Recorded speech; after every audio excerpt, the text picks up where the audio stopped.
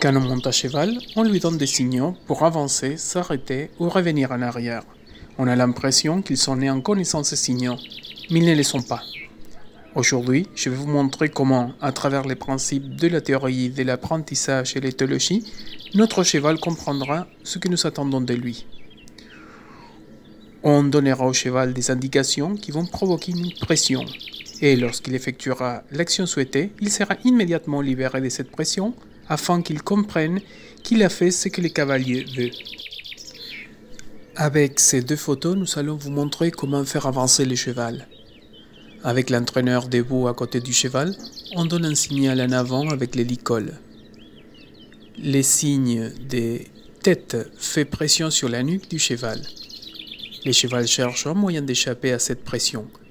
Il va découvrir alors qu'en faisant un pas en avant, il ne ressent plus autant de pression. C'est à ce moment-là qu'il faut relâcher complètement la pression. Répéter cela aidera le cheval à lier cette pression à l'action de commencer à marcher.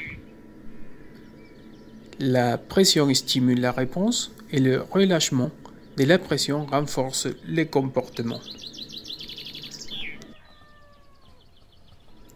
Maintenant, on va voir la procédure en mouvement. On applique une légère pression et on attend la réponse, en le répétant plusieurs fois jusqu'à ce que le cheval marche guidé par l'hélicole. En marchant à côté du cheval, on fait un signal d'arrêt avec l'hélicole pour qu'il s'arrête. On maintient cette pression en essayant de faire arrêter le cheval dans le troisième pas. Comme le montre la vidéo, la pression agit dans ces cas sur le museau du cheval. Maintenant, on voit le processus. Marche du cheval au pas, signal d'arrêt et arrêt au troisième mouvement. Encore une fois, la répétition du signal de départ et d'arrêt. De cette façon, vous allez entraîner le cheval à partir et à s'arrêter. On va voir comment, avec le cheval à l'arrêt, on lui apprend à reculer. Le signal est le même que le signal d'arrêt. Mais nous ne relâchons pas la pression tant que le cheval ne recule pas.